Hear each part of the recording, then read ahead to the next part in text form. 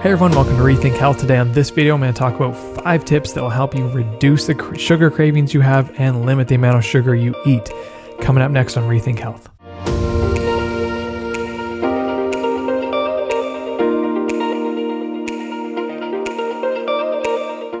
Hey everyone, welcome to Rethink Health. My name is Daniel. If you're new here, I teach and promote what you can eat and how you can live that leads to a healthy lifestyle for you and your family today. And please hit that subscribe button.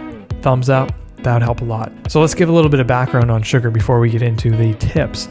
Briefly, there's 2 types of sugar we're going to talk about today. One is added sugar and one is natural sugar. So natural sugar, which is found in things like fruit, for example, fructose, and sugar, lactose, that's found in milk. Those are natural sugars. Then you have added sugars like refined processed sugar. High fructose corn syrup is one. We shouldn't be eating more than 30 to 40 grams of added sugar a day. And to take that into account, a lot of things we eat actually probably have that in it in one serving alone. And we eat many a day, right? Like for instance, I did a video on Nutella, surprising the amount of sugar that's in Nutella. I don't know if it's surprising or not, but there's like in a few spoonfuls of Nutella, that's your daily limit of added sugar, right? So it can add up so quickly, so we need to be careful. And it's also interesting to note that there are 4 calories per 1 gram of sugar, of added sugar. So 10 grams, just 10 grams of sugar is 40 calories. So keep in mind that your body does not need any added sugar to run properly. Sugar in products that you're buying, if it doesn't have milk, fruit, or vegetable in it, then it's all added sugar. So the first tip today is to make a habit of getting to know what you're eating. Get to know food labels. Know how much sugar you would be eating out of things you normally buy. It's not hard because you mostly buy the same things every week, so you can get to know the ingredients in the things you buy. And you can get to know, okay, we've been buying this and this has a lot of added sugar. Maybe we shouldn't buy this. Maybe we should find another option.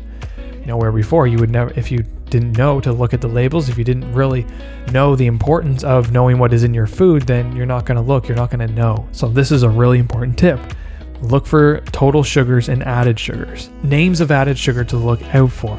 Some of these could be corn sweetener, corn syrup, fruit juice concentrates, high fructose corn syrup, invert sugar, malt sugar, names of sugar that end in OSE, O-S-E.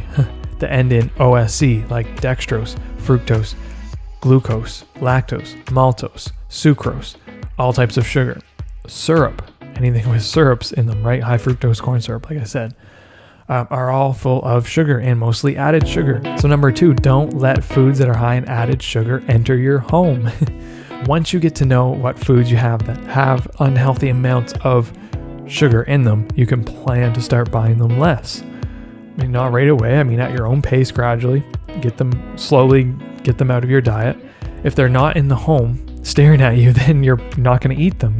If they're in the cupboards, they're the first thing you see when you go to the cupboards, or in the fridge, you're going to grab them. You're going to eat them. If you know that they're there, you're going to eat them, and you're going to eat them until they're all gone.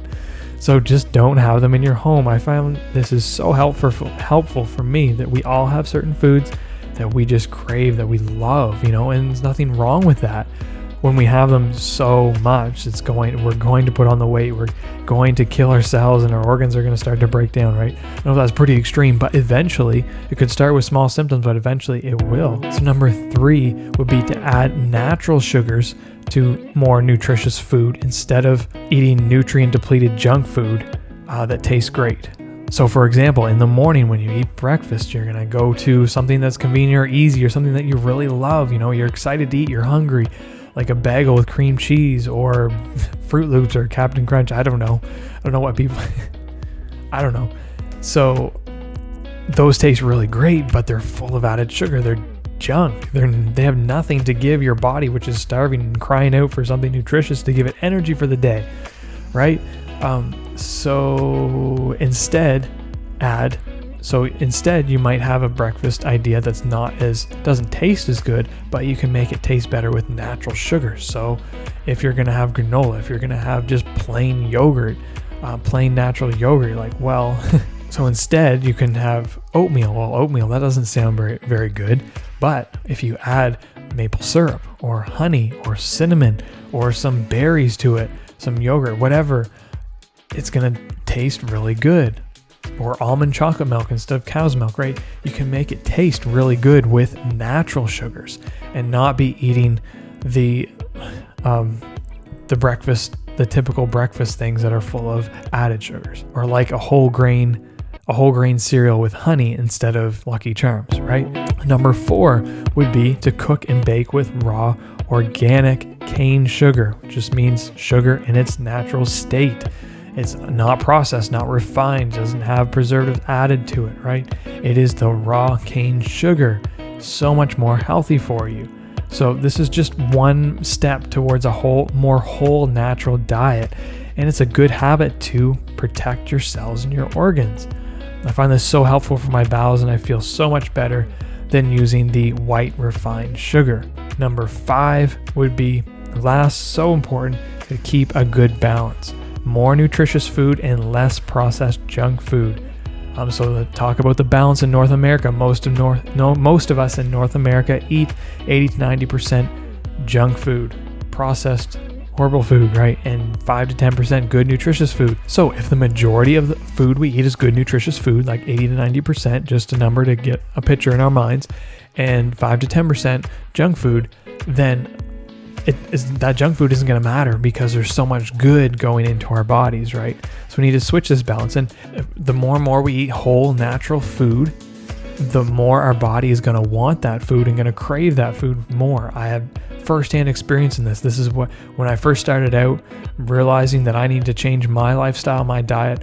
I started a juicing fast, and that week, like my brain, everything changed, and I didn't want that junk food anymore. I craved the good nutritious food. I think it was one of the things, it was because I felt so good, and I never felt this good before. I was like, wow, I don't want to feel bad like that again. So your body will change, and your taste buds will change, and it'll help you to eat more nutritious food if we start getting this balance a little bit better, a little bit more leveled out, right? So I hope these 5 tips were helpful. If you like this video, please subscribe, hit that thumbs up, share with someone who you might think it will help. I'll talk to you next week.